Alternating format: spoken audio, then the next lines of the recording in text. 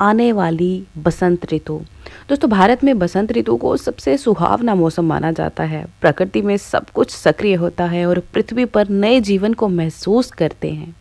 बसंत ऋतु सर्दियों के 3 महीने के लंबे अंतराल के बाद बहुत सी खुशियाँ और राहत जीवन में लाती है। बसंत ऋतु सर्दियों के मौसम के बाद और गर्मियों के मौसम से पहले यानी मार्च, अप्रैल और मई के महीने में आती है। बसंत ऋतु का आगमन सभी देशों में अलग अलग होने के साथ ही तापमान भी अलग अलग देशों में अलग ही होता है। कोयल पक्षी गाना शुरू कर देती है और सभी आम खाने का आनंद लेते हैं। प्रकृति में सभी जगह फूलों की खुशबू और रोमांच से भरी हुई होती है, क्योंकि इस मौसम में फूल खिलना शुरू कर देते हैं। पेड़ों पर नए पत्ते आ जाते हैं, आसमान पर बादल छाए रहते हैं, कल कल करती हुई नदियां बहती हैं और बहुत कुछ। हम कह सकते हैं कि प्रकृति आनंद के साथ घोषणा करती है कि बसंत आ गया है और अब ये समय सोने का नहीं, जागने का है।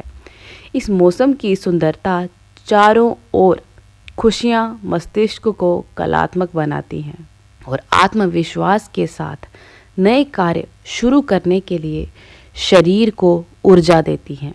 सुबह में चिड़ियों की आवाज़ और रात की चांदनी दोनों ही बहुत सुहावने, ठंडे और शांत हो जाते हैं।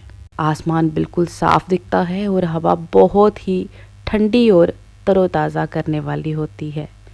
ये किसानों के लिए बहुत ही महत्वपूर्ण मौसम होता है, क्योंकि उनकी फसलें खेतों में पकने लगती हैं और ये समय उन्हें काटने का होता है।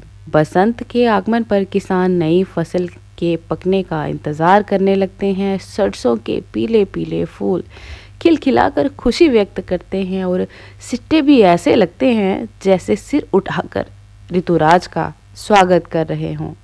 सरोवरों में कमल के फूल खिलकर इस तरह पानी को छिपा लेते हैं जैसे मनुष्यों को संकेत देते हैं कि अपने सारे दुखों को समेटकर खुशनुमा जिंदगी का आनंद लो। भारत में बसंत ऋतु को बहुत ही उत्साह से इसका इंतज़ार किया जाता है और पूरी बसंत ऋतु के मौसम के दौरान तापमान सामान्य रहता है। ना तो सर्दी होती है बहुत ज़्यादा और ना ही बहुत ज़्यादा गर्मी होती है। अंत में ये धीरे धीरे गर्म होना शुरू कर देता है। रात का मौसम और भी अधिक सुहावना हो जाता है और आरामदायक हो जाता है। बसंत ऋतु बहुत प्रभावशाली होती है।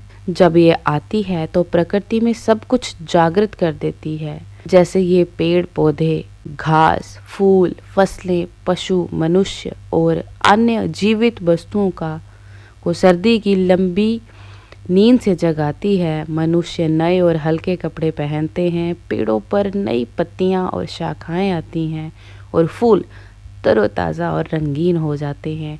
सभी जगह मैदान घासों से भरे जाते हैं और इस प्रकार पूरी प्रकृति हरी भरी और ताज़ी लगती है और जीवन में एक नई उमंग की बहार आ जाती है।